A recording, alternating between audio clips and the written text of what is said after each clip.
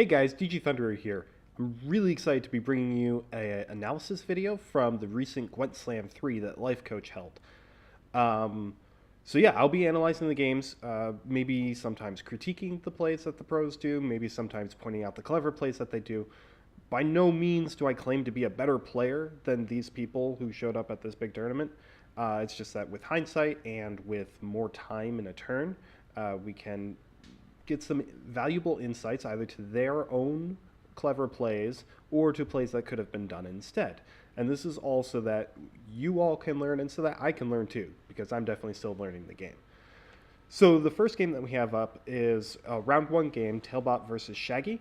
I will not be showing the full game, so if you want to see that full game, there will be a link in the description below to, right now, just Life Coach's Twitter video where you can see the game happening. But I believe Life Coach will be uploading it to YouTube once he's done with the whole Gwent Challenger tournament that's going on this weekend. So after that, I'm assuming that he will upload the videos to YouTube, and I will add a link to those YouTube videos when they come up. So the first game that we have is Tailbot's Radovid versus Shaggy's Croc on Crate Greatsword deck. A deck that is notorious for getting a very strong engine building up that just generates way too many points to overcome. Knowing this, Tailbot decides to use Radovid early on in the first round to lock down two of the key pieces of this engine. But however, Shaggy has plenty of cards in his hand to keep the engine going. Although he's down by 8 points right now, he can make up that difference with Heimei Battle Maiden and then keep the engine going with his other light ship in hand, his other Heimei Battle Maiden, and his other Greatsword. Ultimately, he just has a lot of tools to keep this going, and we see that play out throughout the rest of the first round. And so here we are at the end of the first round, or close to the end of the first round, and we can see just how many of these engine units Shaggy has on the board at the end of the round. Actually, rather blessed to draw so few bronze or silver and gold cards. He has all the bronze cards that can build his engine up and running. And here's just an example of how strong this engine is. You see he has two ships pinging two great swords. He's down by 14 points right now, but come time that they're effects resolve, he's only down by 2 points. He generated 12 points just off of the passive abilities of his units that turn. Of course, this opens up room for him to play Avaloc, which extends the round even longer, letting his engine do even more over time, and also messing up Tailbot's draws. So really the bottom line of this first round is Shaggy being able to get so much of an engine working together and growing that it ultimately just ran over Tailbot. So here we are midway through the second round, and we can see two things that are happening right here. First of all, Shaggy has played Avaloc again from a renew. This has denied 4 thinning cards from Tailbot. Tailbot's deck is designed to thin itself completely, but between the double Avalocs, Tailbot can no longer play Dijkstra for any value. Also, Sheila has to be played for no value. Also, Shawnee has to res something other than Sheila. Normally this deck would want to res Sheila to play another beer off of Sheila and have just that giant point swing from Shawnee.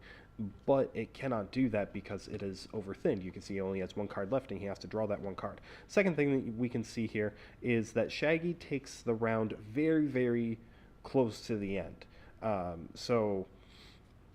He sets it up so that there's only 3 cards, which is a very small amount, and he just has the last few giant reses to win the game, which he does. Okay, so here we are, game 2. Tailbot playing King Bran and Shaggy playing Henselt.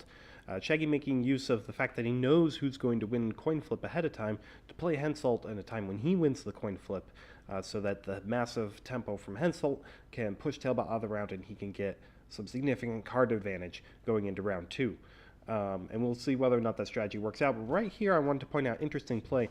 Tailbot decides to play Coral to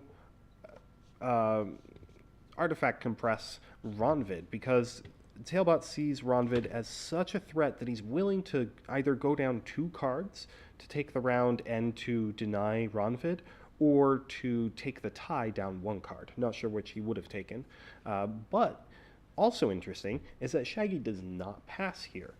He could pass here, take the tie up 1 card, or lose the round of 2 cards, but he doesn't do that. Instead, he pushes and he starts to immediately wound Morkvarg. Now here we see what is always one of the key things against a Skellige match is locking Ceres.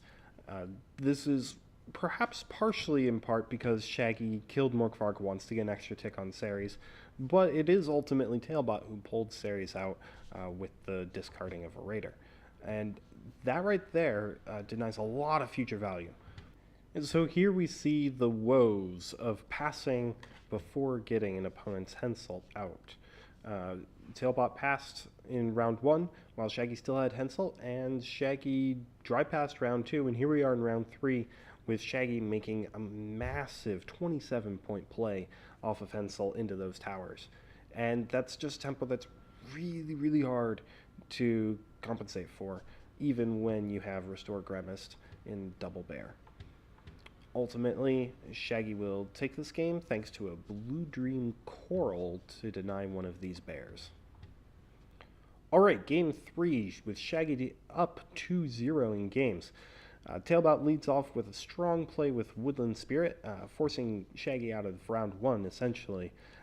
This is after a muzzle steals a Necker, and since they're both playing greedy Necker lists, the muzzle on the Necker not only slows Shaggy's strategy, but also speeds up Tailbot's strategy. But yeah, so they go into round 2, even on cards, even on carryover, with 3-point Necker each. And then Shaggy takes round 2 by using the Dead Roach in his hand, and they go to a very long round 3 to see who has the greediest and most efficient plays. Ultimately, that dry pass in round 2 by Tailbot gives him an extra card going into round 3 and gives him a significant edge over Shaggy.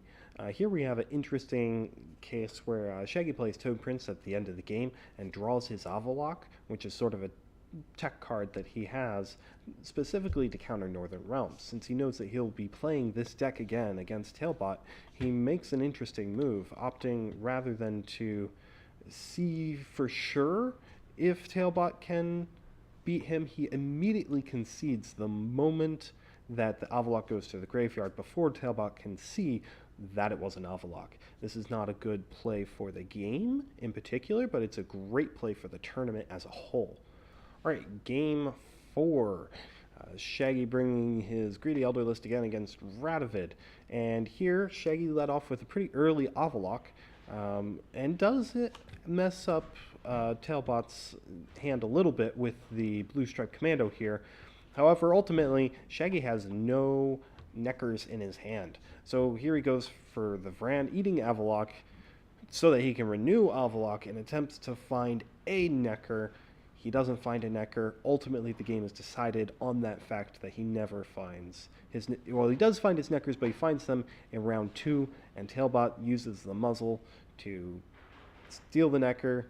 Ultimately, at the end of the game, there were 5 cards left in Shaggy's deck. 3 of them were 2 Neckers and his Shadow that could have grabbed a Necker. So, terrible luck on his part.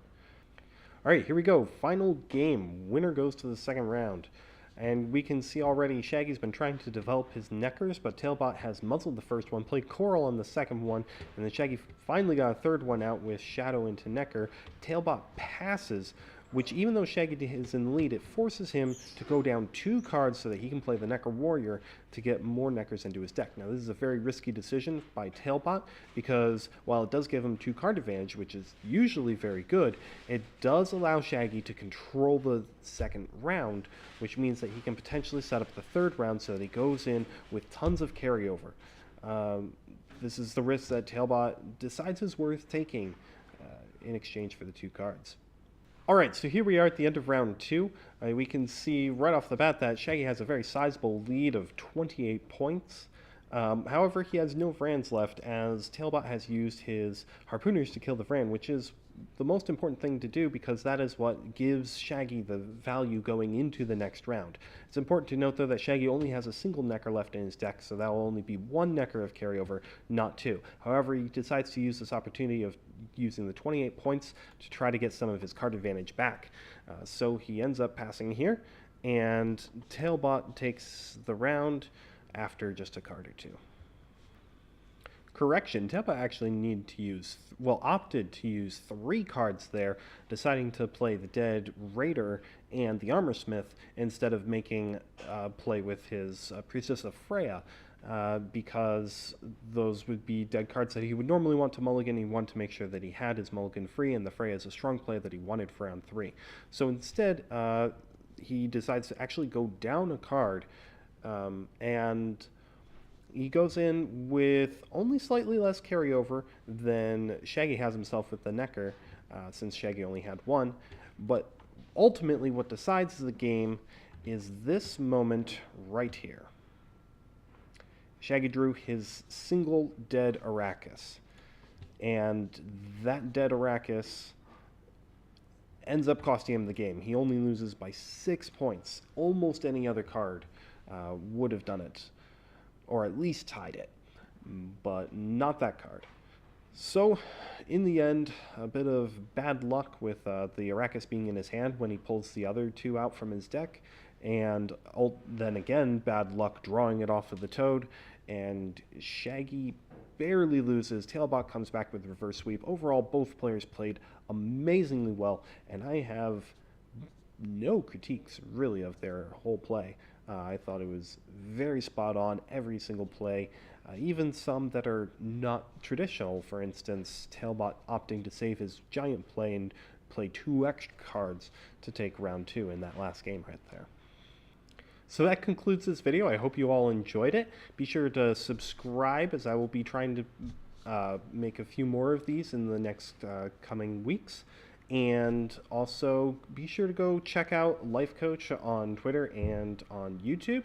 I will have links below in the description. And yeah, thank you for coming in.